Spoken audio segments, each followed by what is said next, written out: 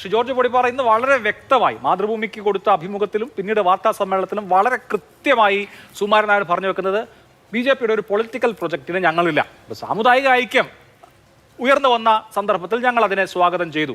പക്ഷേ അതൊരു political project ആണെന്ന് പിന്നീട് മനസ്സിലായി, ഞങ്ങൾ പിന്മാറി, ഞങ്ങൾ അതിനില്ല എന്ന് പറയുമ്പോൾ നിയമസഭാ തെരഞ്ഞെടുപ്പിന് മുമ്പ് ഒരു ഹിന്ദു മുന്നണി, അതല്ലെങ്കിൽ മുസ്ലിങ്ങളെ ഒരു ഭാഗത്ത് നിർത്തി ബാക്കി എല്ലാവരും കൂടി ചേർന്നുള്ള ഒരു മുന്നണി എന്ന ആ നറേറ്റീവും ആ പൊളിറ്റിക്കൽ പ്രൊജക്റ്റും ഇല്ലാതാവുകയാണോ, അത് ജനിക്കാതെ പോവുകയാണോ, എന്തു തോന്നുന്നു? തൽക്കാലത്തേക്കെങ്കിലും ആ കുഞ്ഞ് ജനിക്കില്ല എന്ന് ഉറപ്പായിട്ടുണ്ട്. അത് നമുക്ക് ഉറപ്പിക്കാം.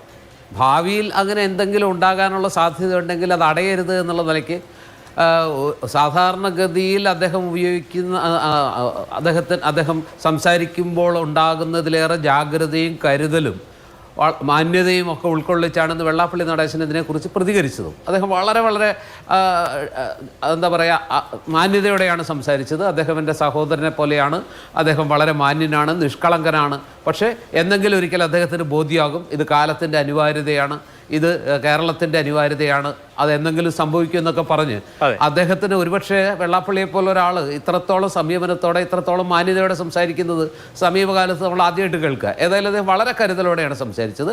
സോ ഫാർ സോ ഗുഡ് എന്ന് തന്നെ പറയാം. ഇതിനകത്ത് എന്താ സംഭവിച്ചത് അഭിലാഷേ? ഇതിനകത്ത് തുടക്കത്തിൽ ഇരുവർക്കും യോജിക്കാവുന്ന മേഖലകളുണ്ടായിരുന്നു. ആ യോജിക്കാവുന്ന മേഖല എന്ന് പറയുന്നത് ഞാൻ വിചാരിക്കുന്നത് പ്രധാനമായിട്ടും വെള്ളാപ്പള്ളി നടേശനും NSS general secretary G. Sukumaran നായരെയും യോജിപ്പിച്ച പൊതുഘടകം എന്ന് പറയുന്നത് ഒരു സതീശൻ വിരോധമാണ്. സതീശൻ അത്രയ്ക്കായോ? അതായത് രണ്ട് പ്രബല സമുദായ സംഘടനകളെ ഒരേ സമയം തള്ളിക്കളഞ്ഞുകൊണ്ട് ഒരു ഇലക്ഷൻ ജയിക്കാം, മതേതരത്വത്തിൻ്റെ കേരളത്തിലെ ഏറ്റവും വലിയ അപ്പോസ്തലനായി ചമയാൻ മാത്രം ഇവൻ എന്ത് വലിപ്പമുണ്ട്, ഇവൻ ആരാണ് എന്നാണ് ഇവർക്ക് തോന്നിയത് ഇരുവർക്കും. അപ്പോൾ അതുകൊണ്ട് വെള്ളാപ്പള്ളി എന്ന് പറയുന്ന സമുദായ നേതാവിനെയാണ് VD സതീശൻ ആ തിരുവനന്തപുരം പ്രസംഗത്തിൽ ടാർഗറ്റ് ചെയ്തതെങ്കിലും അത് സുകുമാരൻ നായരുടെ ഉള്ളിലുള്ള സതീശ വിരോധം കൊണ്ട് അത് തന്നെ കൂടി ഉൾപ്പെടുത്തിക്കൊണ്ടാണ് എന്ന് അദ്ദേഹത്തിന് തോന്നിപ്പോയി. കുറ്റം പറയാനില്ല. അപ്പോൾ ഇതിൻ്റെ പേരിൽ രണ്ടുപേരും ഒരു പൊതുഘടകമായി മാറി രണ്ടുപേർക്കും ആ പൊതുവിരോധത്തിൽ അവരധികമൊന്നും ആലോചിക്കാതെ തന്നെ പരസ്പരം കൈ കൊടുക്കുക ചെയ്തത്.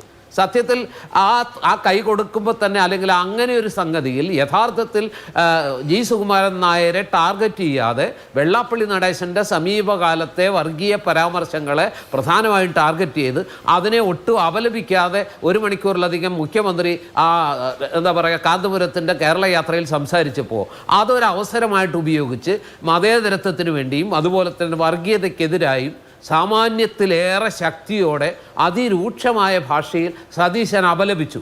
അതിൽ സത്യത്തിൽ G. സുകുമാരൻ നായർക്ക് പൊള്ളേണ്ട കാര്യമില്ല. അദ്ദേഹത്തെ അറ്റാക്ക് ചെയ്തിട്ടില്ല. എന്നിട്ടും അദ്ദേഹം അത് ഏറ്റെടുത്ത് വെള്ളാപ്പള്ളി നടേശന് കൈ കൊടുക്കുകയാണ് ചെയ്തത്.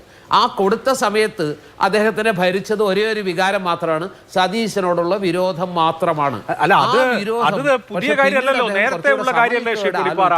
സമുദായ നേതാക്കളുടെ തിണ്ണ നിരങ്ങരുത് രാഷ്ട്രീയക്കാർ എന്ന പഴയ സതീശന്റെ പരാമർശം വലിയ തോതിൽ പ്രകോപിപ്പിച്ചിട്ടുണ്ട്.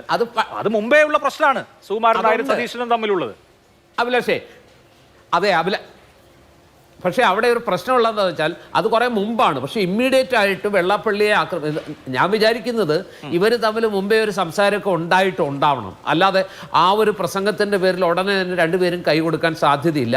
മുമ്പേ എന്തെങ്കിലുമൊക്കെ ചർച്ചകളോ അല്ലെങ്കിൽ ഫോണിൽ സംസാരമൊക്കെ ഉണ്ടായിട്ടുണ്ടാവും. ഏതായാലും രണ്ടുപേരും കൈ കൊടുക്കുന്നു. കൈ കൊടുത്തതിന് ശേഷം ഈ 8ാം ദിവസം വരെ ഈ സുകുമാരൻ നായരുടെ ഭാഗത്തു നിന്നുണ്ടായ പ്രതികരണങ്ങളൊന്നും ഈ ഐക്യ നീക്കത്തിന് എതിരായിരുന്നില്ല. പ്രത്യേകിച്ചും വെള്ളാപ്പള്ളി നടേശൻ അതിൻ്റെ മധ്യസ്ഥനായിട്ട് തുഷാർ വെള്ളാപ്പള്ളിയെ അയക്കുന്നു എന്ന് പറഞ്ഞപ്പോഴും മകനെ പോലെ സഹോദരനെ പോലെ സ്വീകരിക്കൂ എന്ന് പറഞ്ഞ ആ സുകുമാരൻ നായർ 8ാം ദിനത്തിൽ ഏകപക്ഷീയമായിട്ട് ഇങ്ങനെയൊരു പ്രഖ്യാപനം നടത്തിയപ്പോൾ അതിൻ്റെ പിന്നിലുള്ള അപകടം എന്താ? ആ അപകടം എന്ന് പറയുന്നത് ഇതൊരു വലിയ മാസ്റ്റർ പ്ലാനാണ്, ഒരു വലിയ ഡിസൈനാണ്, ഗ്രാൻഡ് ഡിസൈനാണ് അരങ്ങേറുന്നതെന്ന വിവരമുള്ള ആരൊക്കെയോ സുകുമാരൻ നായരെ ധരിപ്പിച്ചു. നിങ്ങൾ ഒരിക്കലും വർഗീയതയുടെ ചട്ടുകമായിട്ടില്ല, നിങ്ങൾ സമുദായത്തിന് വേണ്ടി സംസാരിച്ചിട്ടുണ്ട്. UDFനെ സമദൂരം എന്ന് പറയുമ്പോഴും ശരി ദൂരമായിട്ട് UDFനെ കണ്ടിട്ടുണ്ട്. പക്ഷേ നിങ്ങൾ BJPയുടെ തൊഴുത്തിൽ കൊണ്ടുപോയി നിങ്ങളുടെ സംഘടനയെ കെട്ടിയിട്ടില്ല. ഈവൺ നാമജപ ഘോഷയാത്രയുടെ യുവതീ പ്രവേശനത്തിനെതിരെയുള്ള സമരത്തിൽ പോലും അതിനെ ഹൈജാക്ക് ചെയ്യാൻ ചിലരൊക്കെ ശ്രമിച്ചപ്പോൾ പോലും അതിന് വശംവദനാകാതെ നിങ്ങൾ സ്വന്തം നിലയ്ക്ക് സമരമുഖം തുറന്ന് അതിൻ്റെ ചാമ്പ്യനായി മാറിയ നിങ്ങൾ എന്തിനാണ് ഈ ഘട്ടത്തിൽ ഈ ഗ്രാൻഡ് ഡിസൈനിൽ തലവെച്ച് കൊടുക്കുന്നത്. സത്യമല്ലേ? ഈ തുഷാർ വെള്ളാപ്പള്ളി എന്ന് പറയുന്നത് വെള്ളാപ്പള്ളിയുടെ മകൻ എന്ന നിലയ്ക്ക് മാത്രമല്ല, അദ്ദേഹത്തെ BDJS-ന്റെ അധ്യക്ഷനായിട്ട് കൂടി കാണണം. അപ്പോൾ അദ്ദേഹത്തെ മധ്യസ്ഥ ചർച്ചയ്ക്ക് അയക്കുമ്പോൾ സ്വാഭാവികമായിട്ടും അതിനകത്തൊരു രാഷ്ട്രീയം മണത്തും. ഒരുപക്ഷെ ഇമ്മീഡിയറ്റ് ആയിട്ട് അത് ഇടതുമുന്നണിക്ക് ഗുണം ചെയ്യുമെങ്കിലും വലിയ ഭാവിയിൽ ദൂരവ്യാപകമായ പ്രത്യാഘാതം ഉണ്ടാക്കും. അത് ഒരുപക്ഷെ BJPക്ക് ഗുണം ചെയ്യുന്ന രീതിയിൽ ഈ ഡിസൈൻ മാറും ഇന്നല്ലെങ്കിൽ നാളെ എന്ന് മനസ്സിലാക്കാൻ പ്രായോഗിക ബുദ്ധിയുള്ള സുകുമാരൻ മനസ്സിലായി. അത് അദ്ദേഹത്തെ ബോധ്യപ്പെടുത്തി. അല്ലാതെ ഡയറക്ടർ ബോർഡിൽ എതിർപ്പൊന്നും അല്ല. തീർച്ചയായിട്ടും ഉറപ്പാണ്. അത് സുകുമാരൻ നായർ തന്നെ വിശദീകരിക്കുന്നുണ്ട്. ഞാനാണ് ഡയറക്ടർ ബോർഡിൽ ഇങ്ങനെ ഒരു പ്രൊപ്പോസൽ വെച്ചത്, ശേഷിയില്ല. എല്ലാവരും അത് എടുക്കുക, എല്ലാവരും അത് അംഗീകരിക്കുകയും ചെയ്തു. അപ്പൊ ഈ വൈകി വന്ന വിവേകം എന്നേ പറയാവൂ. തീർച്ചയായും. യെസ്.